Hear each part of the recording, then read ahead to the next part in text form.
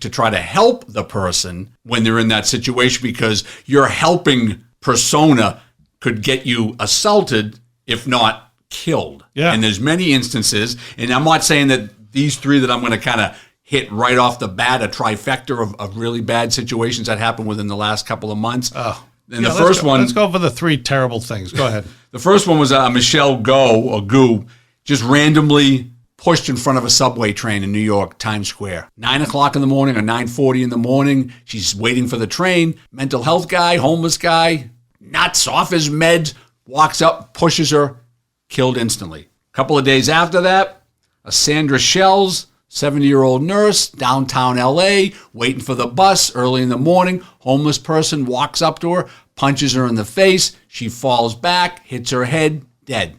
9 hours later, in Los Angeles also, and we've brought this up a couple of times, Brianna Kupfer, working in the furniture store, homeless person, mental health issues, psychotic, walks in, randomly stabs her. Those stories right there, you can go on and on and on. And I hate to say it, but the bad deeds or the bad behaviors that homeless people do definitely outweigh the good things that they do.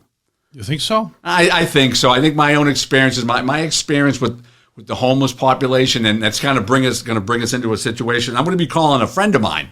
Yeah. He's a former Marine. We stationed together in Moscow. Of course he's a absolutely. former Marine. And he was a cop in like three or four different towns. Cool. Yeah. Do you know anybody who's not a former Marine? You. Okay. You, Paul, and Jim. So we're gonna do that right now. All right. Kevin, how are you, Kevin? Dale Lawrence here. Hey, I'm good, Dale. All right. Hey, I told my host here, my co-host, Dave Rattigan, well-known comedian on the North Shore. He's got a following, probably about 50 people. And when we add you, it's 51. So Kevin, we're talking about homeless people. Are they friend or foe? And I said, you know something? Kevin was a cop. And how many communities were you a cop, Kevin? Let's see, 4. 4. You couldn't catch on in either one of them? What happened? I arrested everybody, so I had to move on to another community. So that'll do it in a small town. So what's your opinion? What's your opinion, Kevin, of the homeless? Are they friend or foe? What do you think? Well, that can go both ways, Dale.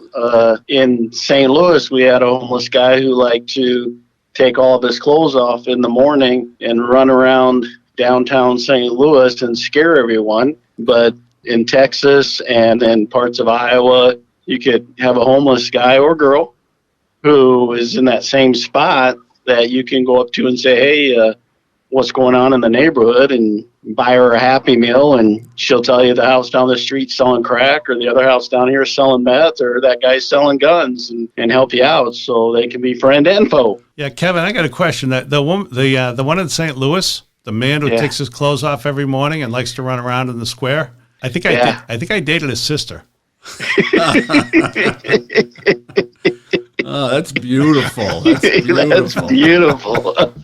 So let me ask you, Kevin, if I was giving you a question, do you think they're friend or foe? What would your advice be to our listeners about the homeless population? Well, you got to be careful, because not all homeless are actually homeless. There are some scammers out there who actually live in a home, and they're showing their cardboard sign, and they're making probably around $500 a day, saying they don't have a job or a home, but they actually do. So I would say if there was 10 homeless people, I would say maybe 2 are not actually maybe even 3 are not actually homeless. They're just scamming you. The other 2 or 3 are veterans who may be homeless for a legitimate reason, but most likely homeless because they just don't want to work and they can get their benefits from the VA, and they're just scamming you for more money. Then the other 3 or 4 homeless are just trying to take your money to buy the heroin down the street. That's a Midwest police officer perspective. Yeah. Yeah, that's true. But at the same time, there are people out there who are legitimately homeless, who are hard workers. They just maybe came back from the military and they can't find a job, and they're really trying, and those are the ones we need to help. And then there are some who legitimately are homeless, but for the most part, most of them are just scamming you out of money, trying to buy some dope. So from the social services perspective, you're trying to figure out which are the ones that deserve your help and your sympathy and which ones don't. I mean, that's a probably a good way to put it.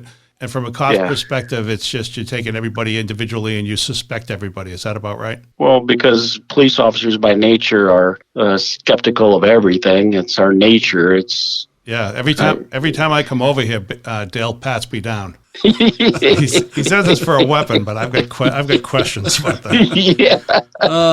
Hey, Kevin, I appreciate you. I appreciate you coming on the podcast, my friend. Yeah, thanks for calling, Dale. How's your training going? Because in a few months, Kevin's coming up here. We're going to bring him up to Lowell, Massachusetts, and he's going to have a 1-round sparring session with Irish Mickey Ward. Oh, really? Absolutely. Yeah, it's been going good, but when I was a defensive tactics instructor as a police officer, I cracked a rib, and I don't think it's ever healed. So I was hurting this morning, but I'll be ready. All right, I'm gonna text Mick. I'm gonna text Mickey and say, "What is it, your right side or your left side, Kevin?" Pillow hands, Dill. We'll be ready. All right, Kevin. I'll thanks for giving your input. Thanks, Kevin. thanks, Dale. Thanks, guys. Bye. Bye. That's an interesting perspective. Similar to yours, not surprising. You really got him a sparring date with Mickey Ward? Yeah, 1 round.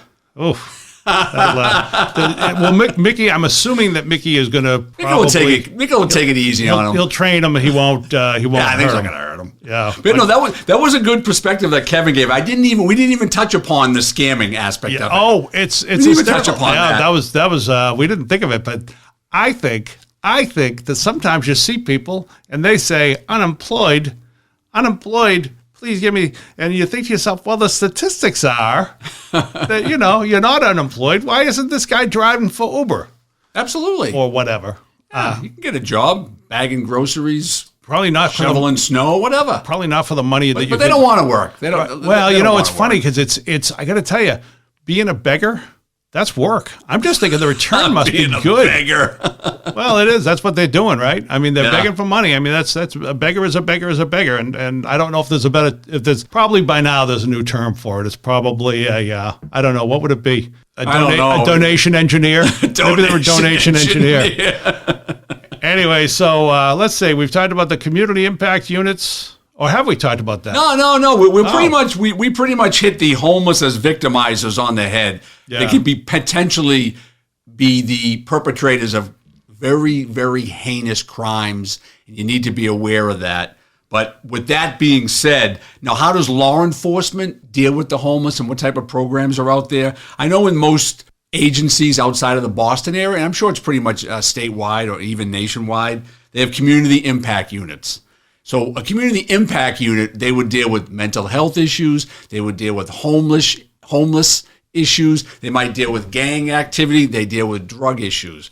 So the responsibility of officers in that unit is to identify the homeless community in your city, identify the homeless community that has mental health issues, work hand in hand with social workers and mental health workers in the event that you need to get them services and identify them for the police department, because one is that they're trying to help them, but two, you must identify the potentially violent ones that have criminal histories that you don't know of that just kind of wander into your town, because now you got to inform the other officers, and if they're sex offenders, they need to get registered and they need to be put in the sex offender database. So it's kind of a 50-50 scenario with community impact units. One, they legitimately want to help, and some of the best officers I've ever met work in those units because they're very sympathetic toward people with that plight. Okay. But then again, you have to be a pretty savvy street officer or a street cop to identify, just like Kevin said, the ones that are scammers and then the ones that potentially can be violent. It's got to be incredibly hard to do. I mean, it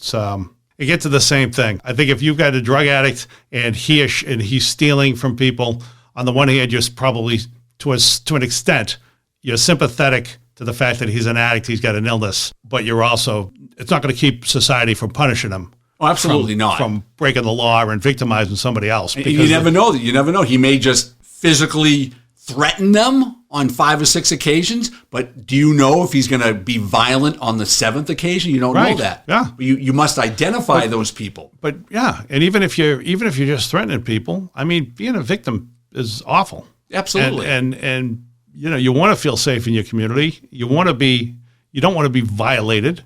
And I don't mean violated the way you're thinking of it.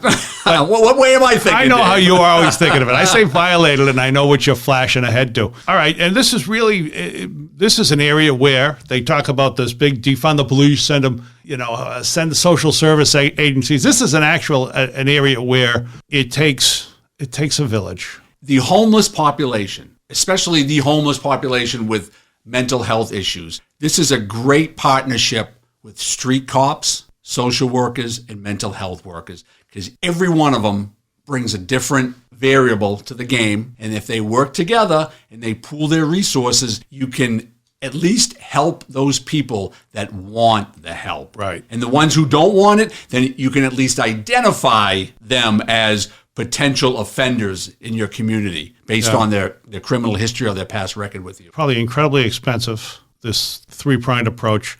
But obviously, if they do their job well, it's good for the community at large. Absolutely. And it's good for the individual. And as you say, people who fall through the cracks, the people who can't get services or they can't get housing or they're just poor and they just wind up shit out of luck. It's good that there's somebody there who cares about them and is looking after them and can maybe cut them off before they absolutely. Especially with young kids who are homeless in the community. You want to identify those kids very quickly and try to get them the services and get them on the right track. All right, so what's our bottom line? The bottom line is, we talked about this earlier, and it's a double-edged sword. There are communities out there that offer a lot of services, food, shelter, everything under the sun. And those communities are going to have an influx of homeless people because the homeless talk and they know where to go. Yeah. In contrast to that, there are other communities, typically wealthier communities, they don't have services for the homeless for the most part. And therefore, they don't really have a homeless issue because the homeless don't go there. Yeah. If there isn't a church offering free food, they're not going. If there isn't a church offering free clothing, they're not going there. If there isn't free shelter, they're not going. The community I work in, I always say work. I don't work in it. We remind me that I'm retired. Oh, I don't think I think if you haven't figured out you're retired based on the fact that you never go to work, and there's a homeless shelter in the community I used to work, and there'll be 30 or 40 people there every day and every night, and they come and go, and they cause a lot of problems because there's a homeless shelter there, and they come from Boston, they come from Louisiana, they come from everywhere because they go where they're going to be taken care of. And also, not all homeless want to be helped. Some do, some don't. You have another issue with some take their medication, some don't take their medication. If they're on their meds, a lot of them are manageable. You can deal with them. They're not necessarily overtly psychotically violent. They still can be violent, but there's a whole nother issue. That's why it's great to have mental health workers with police officers, because they would know what homeless people are prescribed meds and they should be taking them, and they usually bring them with them, and they usually will distribute them at certain locations in many communities throughout the day. Yes, the last one is, and obviously we've talked about it, not all homeless people are dangerous, but you got to understand they're homeless for a reason. Yeah. You don't know their history. Some of their history is abusive. It's drug abuse. Some of them have been in and out of the penitentiaries. And a lot of them are scammers. Just like Kevin said. If you want to help them, that's a great thing. I wouldn't give them a ride. I wouldn't invite them over for Christmas dinner. I probably wouldn't invite them over to cut my grass, babysit my kids.